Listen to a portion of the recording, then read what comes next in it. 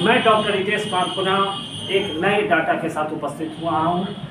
Data का शीर्षक पटना है, जो बीपीएससी के अलावा भारत के सभी एग्जाम में उतना ही महत्वपूर्ण है जितना बीपीएससी के लिए। तो चलिए इस डाटा का मैं एनालिसिस करता हूँ।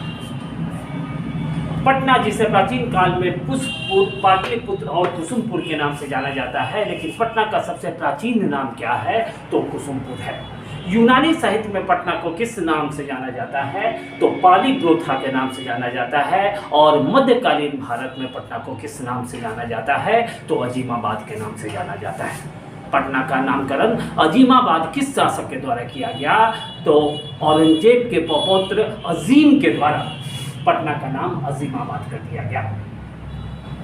पटना शहर किन दो नदी के मुहाने पर अवस्थित है? यह काफी इंपॉर्टेंट क्वेश्चन है। तो गंगा और सोन नदी के मुहाने पर अवस्थित है। लेकिन पटना शहर किस नदी के किनारे अवस्थित है तो गंगा नदी के किनारे अवस्थित है। गंगा के किनारे भारत में एकमात्र राजधानी शहर कौन है तो पटना है। लेकिन पटना का नामकरण किसके द्वारा किया गया अर्थात पाटलिपुत्र का नामकरण पटना किस शासक के द्वारा किया गया तो शेरशाह के द्वारा किया गया। संपूर्ण भारत की पहली राजधानी पटना को बनाने का श्रेय किसे दिया जाता है तो चंद्रगुप्त मौर्य को दिया जाता है। इस पटने शहर की स्थापना किस शासक के द्वारा की गई तो उदयन के द्वारा की गई। इस उदयन को उदयन के नाम से भी जाना जाता है। कभी कभी परीक्षा में आपको प्रश्न मिलेगा कि पटना में अवस्थित चंद्रगुप्त मौर्य का महल, लेकिन कंपटीशन में महल शब्द का प्रयोग न होकर राजप्रसाद शब्द का प्रयोग होगा। अर्थात चंद्रगुप्त मौर्य का राजप्रसाद किससे निर्मित था तो लकड़ी से निर्मित था। तीसरी बौद्ध संगति कहाँ हुई तो पाटलिपुत्र में हुई, जिसकी अध्यक्षता किसके द्वारा की गई तो मोगलीपुत्र तिस्य के द्वारा की गई। उस समय भारत के शासक कौन थे तो अशोक उस समय भारत के शासक थे। लेकिन तीसरी बौद्ध संगति कब हुई तो 250 बीसी में तीसरी बौद्ध संगति हुई।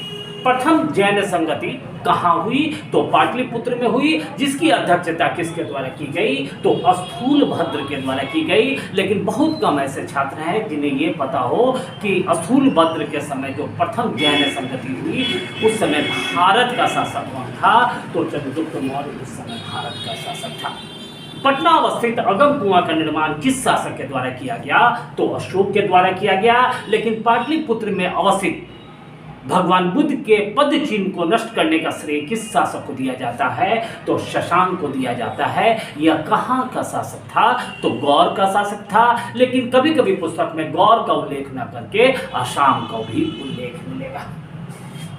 पटना स्थित महेंद्रू घाट जो है वहीं से अशोक अपने पुत्र और पुत्री अर्थात महेंद्र और संघमित्रा को बौद्ध धर्म के प्रचार के लिए श्रीलंका भेजा था। लेकिन गुप्त वंश की राजधानी कहाँ थी तो पाटलिपुत्र हुआ करती थी। साथ ही साथ गुप्त वंश की राजधानी और कहाँ थी तो उज्जैन हुआ करती थी। पटना अवस्थित उच्च न्यायालय की स्थापना कब की गई 1916 में की गई। और पटना विश्वविद्यालय की स्थापना कब की गई तो 1917 में की गई। पटना मेडिकल कॉलेज जो विश्व प्रसिद्ध मेडिकल कॉलेज में से एक है, इसकी स्थापना कब की गई 1925 में की गई। राजीव गांधी स्टेडियम कहाँ अवस्थित है तो पटना में अवस्थित है। मिथिलेश स्टेडियम कहाँ अवस्थित है तो पटना में अवस्थित है। लेकिन स्टेडियम से पटना से संबंधित जो प्रश्न सर्वाधिक आते हैं वो है मोइनुल हक स्टेडियम कहाँ अवस्थित है तो पटना में अवस्थित है। यह स्टेडियम किस खेल के लिए प्रसिद्ध है तो फुटबॉल और क्रिकेट के लिए प्रसिद्ध है। सामान्यतः इसमें क्रिकेट का खेल ज़्यादा होता है, लेकिन यदा कदा यहाँ पे फुटबॉल भी होता है। खुदा बख्श लाइब्रेरी, जिसे विश्व का दूसरा सर्वाधिक प्राचीनतम लाइब्रेरी माना जाता है, इस लाइब्रेरी की स्थापना किसके द्वारा की गई थी तो खुदा बख्श के द्वारा की गई थी, जिसे आम जनता के लिए कब खोल दिया गया तो 1891 में खोल दिया गया। इसका श्रेय किसे दिया जाता है खान बहादुर खां को दिया जाता है। 1969 में इस खुदा बख्श लाइब्रेरी को राष्ट्रीय महत्व का स्मारक के रूप में घोषित किया गया है। सामान्यतः वर्तमान में कभी कभी परीक्षा में आपको आएगा इस खुदा बख्श लाइब्रेरी के निर्देशक कौन है तो शाइस्ता बेदार नामक एक महिला है जो इस खुदा बख्श लाइब्रेरी की डायरेक्टर या निर्देशक है। पाटलिपुत्र का दौरा करने वाले प्रथम विदेशी यात्री कौन थे? तो मेगास्थनीज पाटलिपुत्र की दौरा करने वाले प्रथम विदेशी यात्री थे। उनकी प्रसिद्ध पुस्तक इंडिका में पाटलिपुत्र के शासन की समुचित व्याख्या मिलती है। इसके अतिरिक्त कई विदेशी यात्रियों के द्वारा पाटलिपुत्र का भ्रमण किया गया। मुल्ला तकिया जो अकबर के समकालीन थे, उन्होंने पाटलिपुत्र का दौरा किया।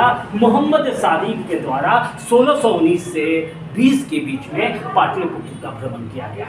प्रसिद्ध चिकित्सक में से एक जॉन मार्शल के द्वारा 1670 से 71 के बीच पाटलिपुत्र का दौरा किया गया, जिसके दौरान वो पाटलिपुत्र या बिहार में आए अकाल का काफी विस्तृत पैमाने पर व्याख्या की है। मुनक्की के द्वारा भी पाटलिपुत्र का दौरा किया गया और इस दौरा के दौरान उन्होंने सूरा व्यापार के बारे में विस्तृत विवेचना की। पटना स्थित पटना संग्रहालय की स्थापना कब की गई? 1917 में की गई। कुम्हरार संग्रहालय किस मूर्ति के लिए प्रसिद्ध है? तो यक्ष याक्षिणी की मूर्ति के लिए प्रसिद्ध है। अगला प्रश्न काफी इंपॉर्टेंट है, जिसे मैं 1857 के डाटा में भी उल्लेखित किया हूँ। पटना में 1857 के विद्रोह का नेतृत्व किसके द्वारा किया गया? तो पीर अली के द्वारा किया गया। लेकिन बीपीएससी वाले स्टूडेंट को यह जानना काफी आवश्यक है, 1857 के विद्रोह के क्रम में पीर अली के द्वारा किसकी हत्या कर दी गई? तो एक अंग्रेज अधिकारी हुआ करते थे जिसका नाम आयल हुआ करता था, उसकी हत्या की गई।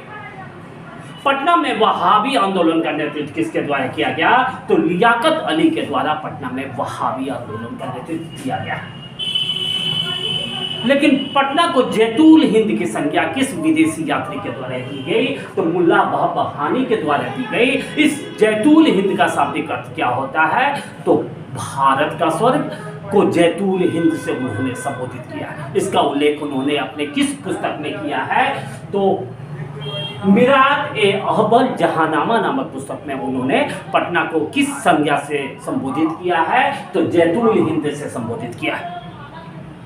सदाकत आश्रम कहाँ अवस्थित है? तो पटना में अवस्थित है, जिसकी स्थापना, यह विवादित क्वेश्चन है, लगातार बीपीएससी में और बिहार एसएससी में यह प्रश्न आता है। इसकी स्थापना मजरूल हक के द्वारा 1921 में की गई, लेकिन कभी कभी विकल्प में मजरूल हक को न देकर राजेंद्र प्रसाद जब दे, तब राजेंद्र प्रसाद को ही सही माना जाता है। साथ ही साथ बिहार में कांग्रेस का मुख्यालय कहाँ है?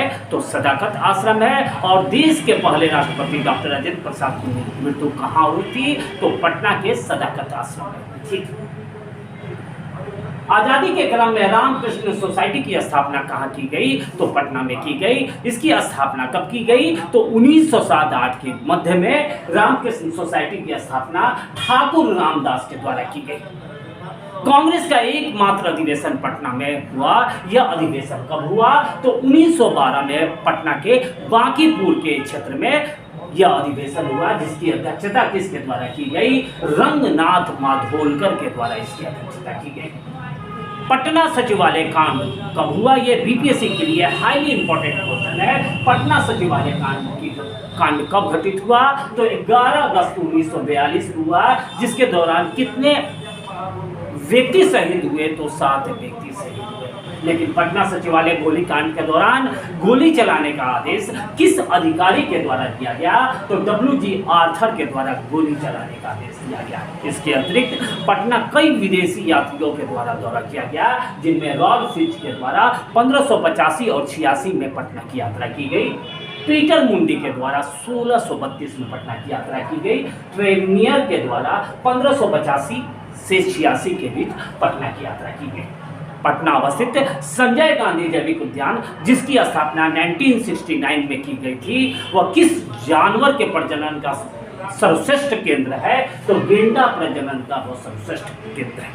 पाटन देवी का मंदिर कहाँ अवस्थित है? तो पटना में अवस्थित है। लेकिन अगला क्वेश्चन मैं आने वाले बीपीएससी के लिए इंक्लूड किया हूँ। जनरली जो बच्चे हैं उन्हें ये पता है कि गोल घर का निर्माण किसके द्वारा किया गया है? तो जॉन गाइस्टिन के द्वारा गोल घर का निर्माण किया गया। लेकिन गोल घर का निर्माण जॉन गाइस्टिन को किसके निर्देशन पे करना पड़ा?